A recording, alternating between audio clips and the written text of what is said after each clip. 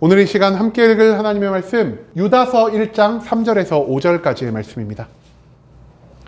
유다서 1장 3절에서 5절까지의 말씀, 총 3절이라 모두 다 한 목소리로 말씀 읽도록 하겠습니다. 유다서 1장 3절 말씀부터 다 같이 읽도록 하겠습니다. 사랑하는 자들아, 우리가 일반으로 받은 구원에 관하여 내가 너희에게 편지하려는 생각이 간절하던 차에 성도에게 단번에 주신 믿음의 도를 위하여 힘써 싸우라는 편지로 너희를 권하여야 할 필요를 느꼈노니 이는 가만히 들어온 사람 몇이 있음이라. 그들은 옛적부터 이 판결을 받기로 미리 기록된 자니 경건하지 아니하여 우리 하나님의 은혜를 도리어 방탕한 것으로 바꾸고 홀로 하나이신 주제 곧 우리 주 예수 그리스도를 부인하는 자니라. 너희가 본래 모든 사실을 알고 있으나 내가 너희로 다시 생각나게 하고자 하노라. 주께서 백성을 애굽에서 구원하여 내시고 후에 믿지 아니하는 자들을 멸하셨으며. 아멘. 오늘 이 시간 우리는 은혜를 방탕함으로라는 제목을 갖고 오늘 우리가 읽은 하나님의 말씀 함께 나누는 시간 갖도록 하겠습니다. 기독교 공동체의 분열에 대한 경고와 앞으로 예견되는 교회의 위험을 대비하기 위한 충고의 말씀을 가르쳐주는 유다서의 말씀을 가지고 함께 나누는 시간 갖고 있습니다. 유다서의 기자는요, 교회 가운데 은밀히 들어와 예수 그리스도가 준 복음을 변질시키고 우리의 믿음을 흔들어 놓는 두 종류의 이단에 대해서 우리에게 가르쳐주고 있습니다. 즉, 유다서는요, 교회에 명백하게 이상해 보이는 외부의 위험으로부터만 조심할 것이 아닌 교회 안에 몰래 들어와 우리와 같은 신앙을 가진 척하지만 사실 그 안에 우리의 신앙을 망가뜨릴 수 있는 그러한 사람들의 위험성을 우리에게 경고하고 있다는 것입니다. 유다서의 말씀에서 이 기자는요, 교회 안에서 분열을 만들어내고 교회 안에서 그리스도의 복음을 변질시키는 사람들을 총 두 종류로 언급하고 있는데요. 첫 번째가 방탕한 자들이요, 두 번째가 꿈꾸는 자들이라 할 수 있겠습니다. 그리고 오늘 우리는 이 본문 말씀 가운데에서 방탕한 자들이 과연 어떤 사람들이었는지를 발견할 수 있게 될 것입니다. 그렇다면 방탕한 자들이 어떤 자인지, 이들이 전하는 거짓된 주장이 무엇인지 오늘 본문 말씀 한 절 한 절 찾아보며 함께 알아보는 시간 갖도록 하겠습니다. 먼저 본문 3절 말씀에서 성경이 이렇게 기록합니다. 사랑하는 자들아, 우리가 일반으로 받은 구원에 관하여 내가 너희에게 편지하려는 생각이 간절하던 차에 성도에게 단번에 주신 믿음의 도를 위하여 힘써 싸우라는 편지로 너희를 권하여야 할 필요를 느꼈나니. 이 3절 말씀에서 유다서의 기자는요, 내가 교회의 성도들에게 왜 편지를 보내는지에 대한 그 목적을 선포하고 있습니다. 여러분, 유다서의 기자가요, 편지를 받은 교회의 성도들을 지금 무엇으로 부르고 있습니까? 이 교회의 성도들을요, 사랑하는 자여라고 부르고 있다라는 것입니다. 그런데 성도라는 표현도 있고 그리스도인이라는 표현도 있고 뭐 회중이나 진정한 이스라엘이라던가 이런 수없이 많은 표현이 있는 가운데에서 왜 유다서의 기자는 이 교회의 성도들을 사랑하는 자라고 불렀던 것일까요? 그 이유는요, 유다서의 기자와 마찬가지로 이 교회 안에 있는 모든 성도들이 예수 그리스도를 믿고 살아갔기 때문이라는 것입니다. 여러분, 예수 그리스도를 믿는다는 것은 무엇을 의미하는 것입니까? 단순히 내가 교회에 출석하기만 하면, 내가 예수님을 믿는다고 10년, 20년, 30년 동안 말하기만 하면은 내가 그리스도를 믿는 것이 될 수 있겠습니까? 성경은요, 예수 그리스도를 믿는다는 것이 단순히 교회에 출석하는 것이 아닌, 단순히 내 신앙의 연차가 오래된 것이 아닌, 내가 예수 그리스도의 삶을 따라 하나님의 사명을 위해 살아가는 자가 된다라는 것을 나타내고 있다는 것입니다. 여러분, 그런데요, 이 하나님의 사명을 위해 살아가기 위해서는 우리가 두 가지 감당해야 할 것이 있습니다. 그 첫 번째가 무엇이냐? 하나님의 사명을 위해서 내 육신에 있는 모든 욕망을 절제하고 나의 만족, 나의 유익만을 위해 살아갔던 이 모든 과거의 삶을 죽이는 이러한 삶의 모습을 우리가 감당해야 한다는 것이죠. 또한 하나님의 사명을 성취하기 위해서는요, 그리스도가 십자가를 지신 것처럼 우리도 이 땅 가운데에서 세상의 핍박과 고난을 감당할 수 있는 이런 굳건한 믿음을 지녀야 한다라는 것입니다. 그리고 유다서의 기자가 편지를 보내는 이 교회의 성도들은요, 이 모든 것들, 즉 하나님의 사명을 위해서 육신의 모든 것들을 절제하고 포기하며 내가 이 땅 가운데서 평안이 아닌 고난과 괴로움을 감당하며 살 것을 결정함으로 이 땅 가운데 그리스도의 복음을 전파하고 이 땅 가운데 하나님의 빛과 소금의 역할을 감당하는 이러한 삶의 모습을 보이고 있었다라는 것입니다. 한마디로 유다서의 기자는요, 이 교회 성도들의 믿음을 칭찬하고 너희들이 나와 같은 마음으로, 너희들이 나와 같은 삶의 자세를 계속 유지하며 하나님의 영광을 위해 살아가고 있구나. 그렇기 때문에 너와 나는 하나님이라는 한 아버지 앞에서 형제요 자매가 될 수 있을 것이요. 그렇기 때문에 나는 너희를 하나님의 사랑으로 사랑할 수밖에 없다라는 표현을 통해 이 교회 성도들의 믿음을 칭찬하고 있다라는 것입니다. 여러분, 그런데요, 이 유다서의 기자가 왜 이 교회 성도들에게 편지를 보냈다라고 성경 기록하고 있습니까? 오늘 본문 말씀에서 성경은요, 그들의 믿음을 온전하게 하기 위해 내가 편지를 보낸다라 기록하고 있습니다. 그런데 우리가 앞서 무엇을 나눴죠? 유다서의 기자는요, 이 교회 성도들을 사랑하는 자, 한마디로 나와 같이 온전한 믿음을 갖고 나와 같이 온전한 삶의 모습을 갖춘 자라 표현했었다라는 것입니다. 그런데 이처럼 온전한 믿음을 가진 사람들에게 왜 이 사람들의 믿음을 다시 한번 온전케 할 필요가 있는지를 우리가 궁금해할 필요가 있다는 것이죠. 여러분, 믿음이 있는 자에게 너희의 믿음을 온전케 하라는 그 이유는요, 그들이 가지고 있던 온전한 믿음이 지금 위협 가운데 있기 때문이라는 사실을 우리가 추측해 볼 수가 있을 것입니다. 그렇다면 과연 이 교회 성도들의 온전한 믿음을 위협하고 있는 것은 무엇이라 할 수 있을까요? 우리가 그것을 바로 뒤에 나오는 4절 말씀을 통해서 찾아볼 수 있을 것 같습니다. 본문의 4절 말씀에서 성경이 이렇게 기록합니다. 이는 가만히 들어온 사람 몇이 있음이라. 그들은 옛적부터 이 판결을 받기로 미리 기록된 자니 경건하지 아니하여 우리 하나님의 은혜를 도리어 방탕한 것으로 바꾸고 홀로 하나이신 주제 곧 우리 주 예수 그리스도를 부인하는 자니라.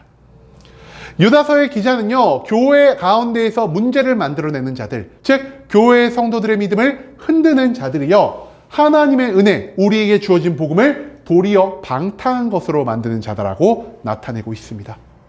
그리고 이들은 하나님 앞에서 그들의 온전한 믿음을 보이지 못하고 오히려 하나님이 우리에게 주신 온전의 복음의 말씀, 그 은혜를 변제시키고 그 은혜를 무너뜨렸기 때문에 하나님의 판결을 받기로 예정된 자들, 즉 그들이 하나님의 심판을 향해 나아가는 자들이라는 사실을 유다서의 기자는 이 4절 말씀을 통해 나타내고 있다는 것입니다.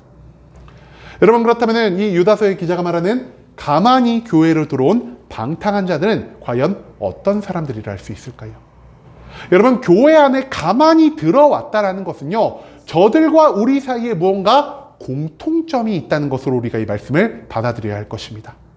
한마디로 우리가 예수 그리스도를 믿는 것처럼 이 사람들도 예수 그리스도를 믿고 있었고요, 우리가 그리스도의 뒤를 따라 살아가려 하는 것처럼 이 사람들도 그리스도의 뒤를 따라 살아가려 했다라는 것입니다. 그런데요, 이 사람들과 우리들 사이에 결정적인 차이점 한 가지가 있었으니 바로 저들은요, 예수 그리스도가 이 땅 가운데서 보이신 삶의 모습을 잘못 이해하고 있었다라는 것입니다. 여러분, 그리스도의 삶을 이 사람들은 어떻게 이해하고 있었을까요? 이 사람들은요, 그리스도의 삶을 기존에 있는 모든 질서에 저항하고 그 질서를 파괴하며 새로운 질서를 세우는 존재로 받아들이고 있었다라는 것입니다. 예수님이 이 땅 가운데에서 누구와 가장 많은 분쟁을 만들며 살아가셨을까요? 예수님은요, 유대인들의 가장 핵심 위치에서 유대인들의 모든 문화를 주도하는, 유대인들의 모든 질서를 주도하는 대제사장들, 서기관들, 바리새인들, 사두개인들과 분쟁을 만들며 살아가신 분이십니다. 즉, 예수 그리스도의 삶을 보면요, 예수님은 유대인들의 율법을, 유대인들의 전통을, 유대인들의 도덕률을 온전히 받아들이지 않고 거부하는 삶의 모습을 보이셨다는 것이죠. 대표적으로 예수님이 이들의 질서를 거부하신 삶, 무엇이 있을까요? 예수님이 안식일에 병자를 고쳤을 때 이 사람들이 예수님께 뭐라 말했죠? 안식일에는 너희가 일하지 말라라 그랬는데 왜 너는 병자를 고침으로 인해 일하고 있느냐라는 이러한 저항 가운데 부딪히셨다라는 것입니다.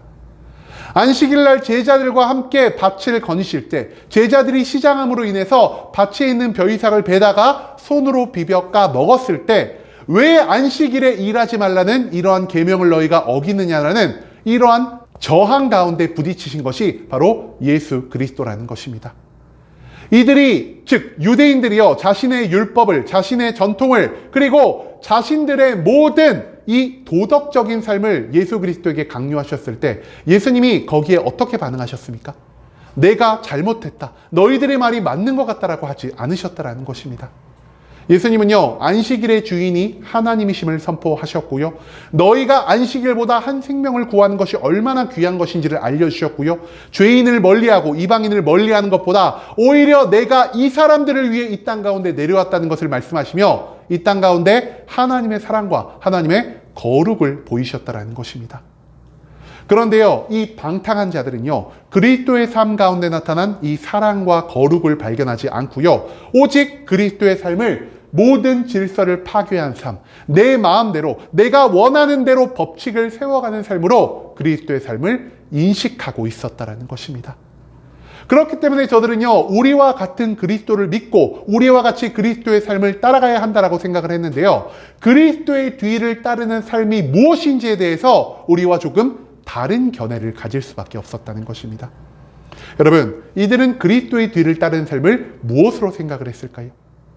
내가 이 땅 가운데 존재하는 모든 질서들을 무시하고 나의 만족대로 내가 옳다라고 소견하는 그 뜻대로 살아간다면 나는 그리스도의 뒤를 따르는 삶을 살 수가 있을 것이요, 내가 그리스도의 뒤를 따랐기 때문에 나는 그리스도가 약속하신 구원을 얻을 수 있을 뿐 아니라 내 마음대로 살아가는 이 방탕한 삶 가운데에서 나의 만족을, 나의 유익을 함께 추구할 수 있을 것이다라는 이러한 생각을 하고 있었다라는 것입니다. 여러분, 하지만 예수 그리스도의 삶은 정확히 어떤 삶이었습니까?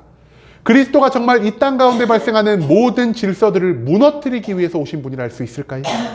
그렇지 않다라는 것입니다. 마태복음 5장 17절 말씀에서 예수님은 우리에게 이렇게 말씀하고 계십니다. 내가 율법이나 선지자를 폐하러 온 줄로 생각하지 말라. 폐하러 온 것이 아니오 완전하게 하려 함이라. 여러분, 예수님이 질서를 무너뜨리고 내 마음대로 살아가기 위해 이 땅 가운데 오셨다 말씀하셨습니까? 예수님은요, 율법을 폐하러 온 것, 율법을 파괴하러 온 것, 율법을 무시하러 온 것이 아니라 이 모든 율법을 온전하게 하기 위해 이 땅 가운데 오셨다라 선포하셔 주셨다는 것입니다. 예수 그리스도는 이 땅 가운데에서요, 하나님의 사명을 성취하는 이 율법의 완성의 삶을 살아가셨습니다. 즉, 예수 그리스도는 이 땅을 살아가면서요, 단 한 번도 이 땅 가운데에서 하나님의 온전한 질서를 무시하거나 파괴한 적이 없다라는 것이죠. 이런 말을 들으면요, 우리가 이렇게 생각할 수 있겠습니다. 아니, 그러면은 유대인들과 예수님이 분쟁한 거, 왜 예수님은 유대인들의 율법, 유대인들의 전통, 유대인들의 도덕을 따르지 않았습니까? 라는 이러한 의문을 우리가 가질 수가 있겠죠. 그런데요, 왜 유대인들의 이 모든 것들을 그리스도가 따르지 않았을까요? 유대인들이 가지고 있었던 모든 질서들, 즉 그들의 율법과 그들의 전통과 그들의 도덕은요, 유대인들이 하나님의 것을 받아 자기의 만족과 유익을 위해 변질시킨 것이기 때문이었다는 것입니다. 즉, 유대인들의 질서를 따른다고 하여서 이 땅 가운데 하나님의 영광이 세워지는 것도 아니요, 오히려 유대인들의 질서를 따르는 것이 예수 그리스도를 믿는 믿음을 회방하고 유대인들의 질서를 따르는 것이 이 땅 가운데 복음이 전파되는 것을 회방하고 있기 때문에 예수 그리스도니 변질된 모든 질서들을 그들의 가운데에서 쳐내시고 새로운 질서, 하나님이 예수님을 통해 이 땅 가운데 드러내고자 하시는 이 온전한 질서를 다시 세우고자 하시는 마음을 갖게 되셨다는 것입니다. 한마디로 예수님은 잘못된 율법과 잘못된 전통, 잘못된 도덕률의 모든 것들을 없애버리고요, 이 땅 가운데 하나님이 세우길 원하시는 참된 질서, 즉 거룩의 삶, 사랑의 삶, 그리고 하나님의 사명과 영광을 위해 살아가는 이러한 모든 삶을 이 땅에 세우길 원하셨다라는 것입니다. 그렇기 때문에 그리스도는요, 이 땅 가운데 살아가면서 단 한 번도 자신의 만족과 유익을 위해 살지 않으셨고요.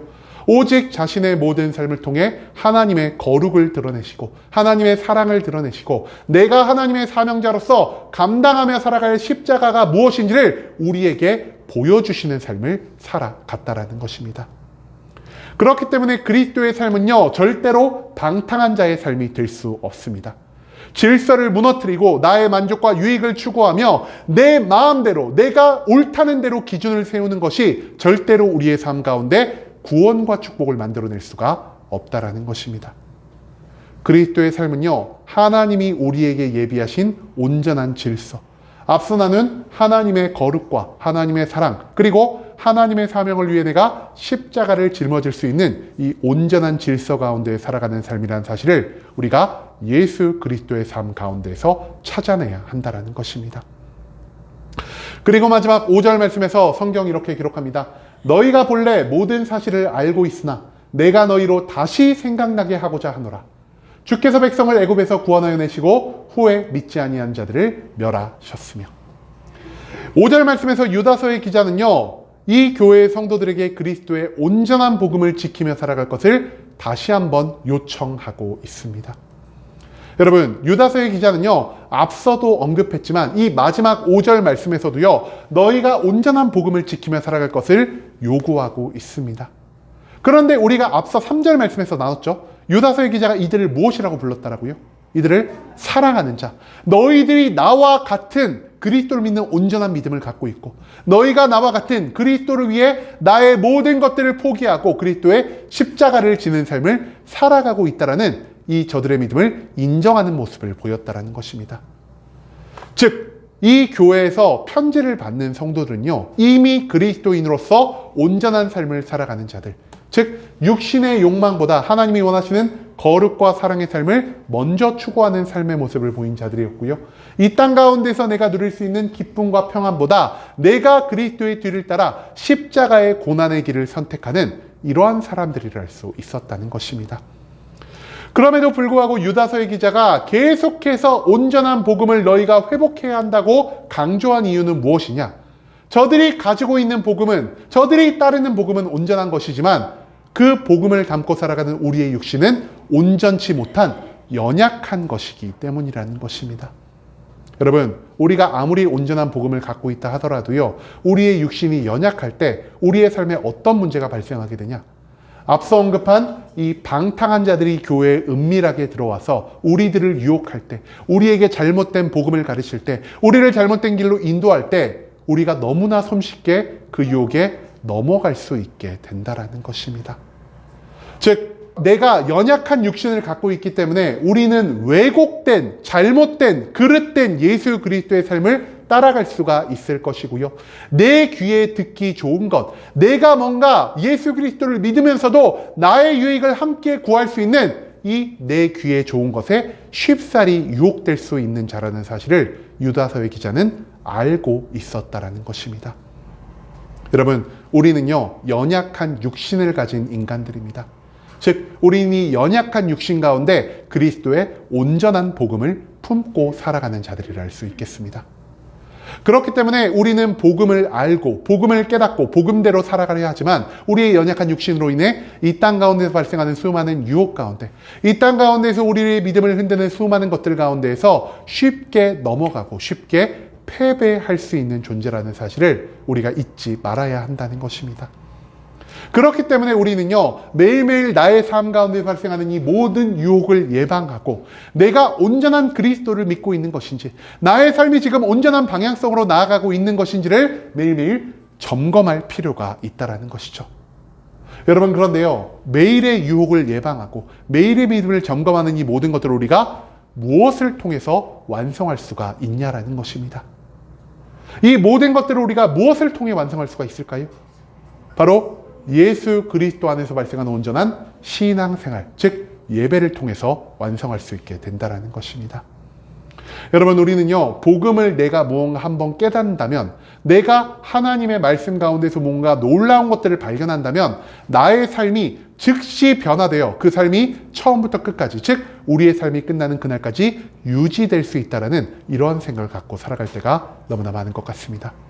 하지만 오늘 본문 말씀 가운데에서 유다서의 기자가 거듭 온전한 믿음을 가지라고 강조하는 이유 무엇일까요?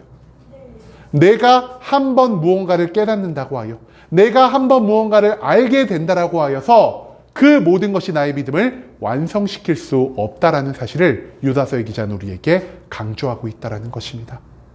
그렇기 때문에 우리가 복음을 받아들이고 복음을 믿고 복음의 뜻대로 살아간다 할지라도 우리는 매일매일 나의 믿음을, 그리고 내가 가지고 있는 복음을, 내가 그 복음을 따르는 삶을 점검하며 살아가야 할 필요가 있다는 것입니다.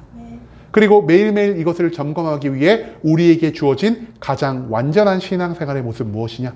바로 우리가 매일매일 반복되는 이 예배를 하나님께 올려드려야만 한다는 것입니다.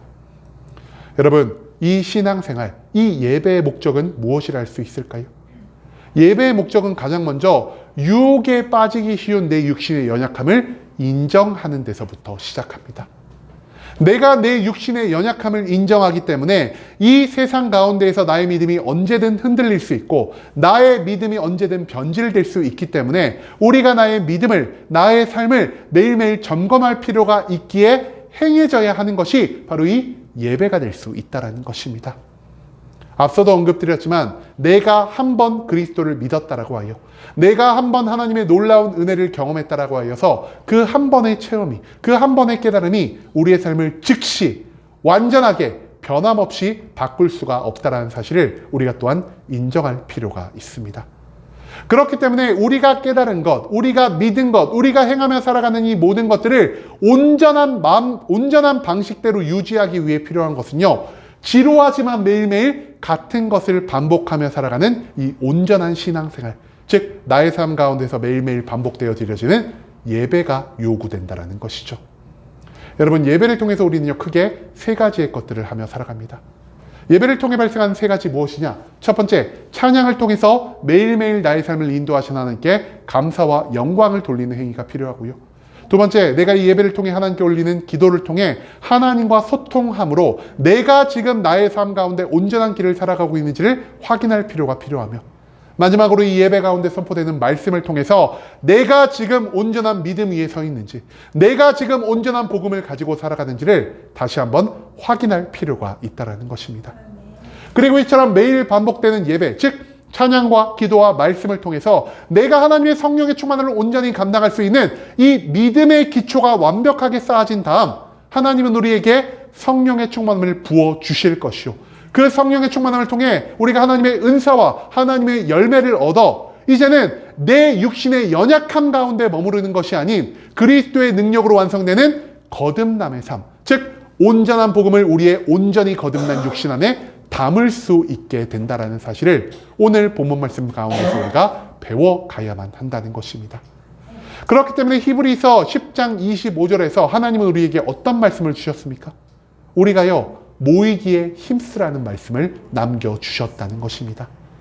나 혼자만 스스로의 믿음을 점검하고 나 혼자만 바른 길을 가고 있는지를 확인하는 것은요, 너무나 힘들고 어려운 일입니다. 그렇기 때문에 같은 믿음을 가진 자가 같은 예배 공동체 안에서 같은 찬양을, 같은 기도를, 같은 말씀을 통해서 우리가 같은 하나님을 믿고 있구나, 내가 같은 하나님을 믿는 가운데에서 왜 이런 잘못된 것을 선택했는지를 서로 확인해주고 서로를 위해 기도할 수 있는, 즉 나 혼자만 온전한 믿음을 가지고 살아가는 것이 아닌 이 예배의 모임을 통해 나와 우리 공동체 모두가 모두 온전한 믿음을 완성해 나가는 이러한 삶의 모습을 하나님은 우리에게 원하고 계신다는 사실, 그것을 우리가 또한 오늘 말씀 가운데에서 잊지 않을 수 있기를 소망합니다. 여러분, 이제는 반복되는 우리의 신앙생활, 이 예배를 지겨운 것으로만 여기지 않을 수 있기를 원합니다. 같은 것을 수십 수백 번 반복해도 우리는 여전히 연약하고 흔들리기 쉬운 육신을 입고 살아가는 자임을 인정하므로 그리스도의 온전한 복음과 나의 삶을 일치시키기 위해서 우리가 이제는 이 예배 자리로 나올 수 있기를 소망합니다. 참된 그리스도인은 말씀을 알고만 있는 자가 아닌 하나님의 사명 성취를 위해 그리스도의 고난과 핍박에 동참하는 자가 되어야 함을 기억하며 폐하여진 율법을 따르는 자가 아닌 완성된 율법을 따르는 자가 되기 위해서 매일매일 이 예배의 자리로 나와 나의 믿음을, 나의 삶을 점검하며 살아갈 수 있는 순복음 함께하는 교회 모든 성도님들이 될 수 있길 간절한 마음으로 소망하겠습니다.